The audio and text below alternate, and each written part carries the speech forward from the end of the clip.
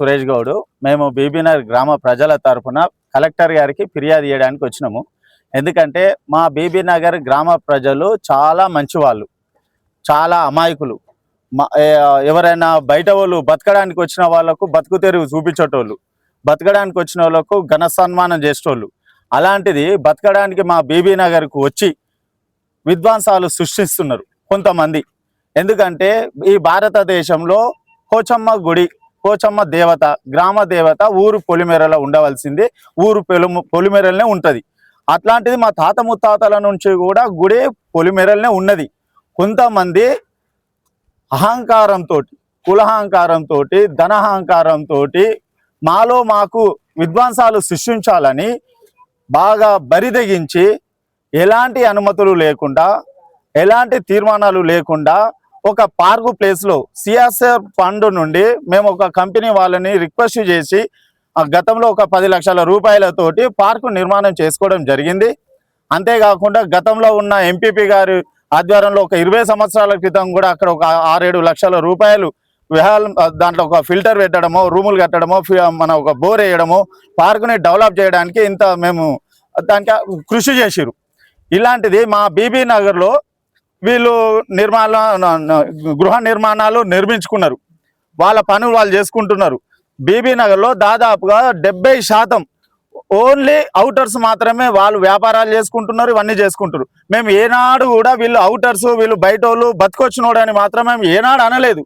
కానీ ఈరోజు మా నోటితోని వాళ్ళు అనిపించుకుంటున్నారు. ఎందుకంటే వీళ్ళు బరిదెగించి వాళ్ళ ఇష్టారాజ్యం లెక్కల ఈ పార్కుని నిర్మాణాలని విధ్వంసం చేయడము, తర్వాత పార్కులో ఉన్న చెట్లని తీసేయడము. మా ఉద్దేశం ఏంటంటే అక్కడ అందరూ పాపం వీళ్ళందరూ బతుకు తెరువు కోసం మా బీబీనగర్కి వచ్చారు. ఇక్కడ పొల్యూట్ అయిన కంపెనీలు ఉన్నాయి, అంత పొల్యూషన్ ఉందని వీళ్ళ కోసము మేము ఒక పార్క్ కట్టించి స్వచ్ఛమైన గాలిని పీల్చుకోమని మేము చెట్లు పెట్టించినాం. ఇంతేకాకుండా మాకు మా బీబీనగర్కి వచ్చే కొన్ని ఫండ్స్, ప్రభుత్వం నుండి వచ్చే ఫండ్స్ ఏవైతే ఉన్నాయో, అయ్యో వీళ్ళు మాకు బీబీనగర్కు బతకనీకి వచ్చారు అని చెప్పేసి వాళ్ళకు రోడ్లు వేపించినాము, నల్లాలు పెట్టించినాము, పైప్ లైన్లు తోపించినాము, వీళ్ళకు సకల సౌకర్యాలను కల్పించినాము.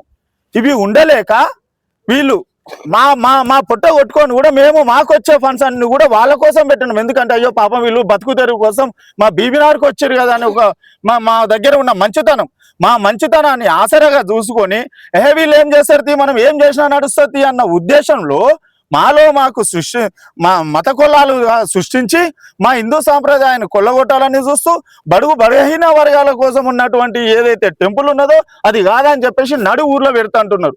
నేను అడుగుతున్నా, అయ్యా మీరు కులానికి పెద్దవాళ్ళు, ధనానికి పెద్దవాళ్ళు, కొంచెం అన్నా సిగ్గు శరం ఏమైనా ఉన్నదా?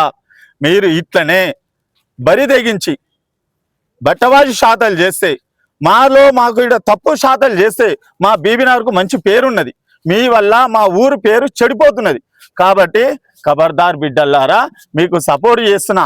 ఓ అన్న, నువ్వు వీళ్ళకు సపోర్ట్ చేస్తున్నావు కదా, నీకు కూడా ఒక మెసేజ్ చెప్తున్నా. దయచేసి గతంలో నువ్వు ప్రజాప్రతినిధివి, రేపు భవిష్యత్తు కూడా నీకున్నది.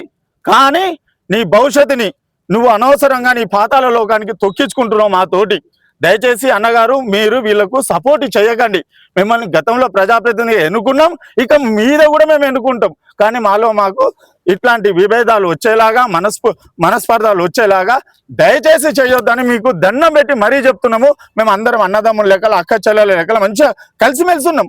ఇలాంటి దాన్ని మీరు చూడలేక, ఓర్వలేక మాకు ఎందుకు ఇవన్నీ పెడుతున్నారు? ఇప్పటికి కూడా చెప్తున్నా, భయ్యా మీరందరూ కూడా మనం అందరం కలిసిమెలిసి ఉందాం, మన ఊరిని మనం డెవలప్ చేసుకుందాం, మన మంచితనంగా కలిసిమెలిసి ఉండాలనేదే మా ముఖ్య ఉద్దేశం. ఇవి కాదని చెప్పి మీరు బరిదెగించి ఈ బట్టబాజు శాతాలు చేస్తే మాత్రం బట్టలిప్పి కొడతాం. మా బీబీనగర్ గ్రామ ప్రజలం తప్పుడు శాతాలు చేయకండి, మీరు తప్పుడు ఆలోచనలు పెట్టుకోకండి. మేము మంచి వాళ్ళము, మాలాగా మీరు కూడా మంచిగా బతకండి, మీకు సపోర్ట్ చేస్తాం.